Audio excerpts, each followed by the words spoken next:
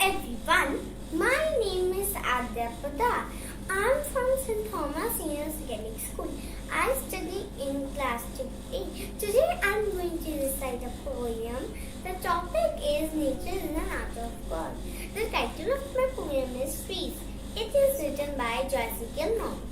Here the poem is, I think that I shall never see a poem lovely as a tree whose hungry mouth is pressed against the earthly flowing west.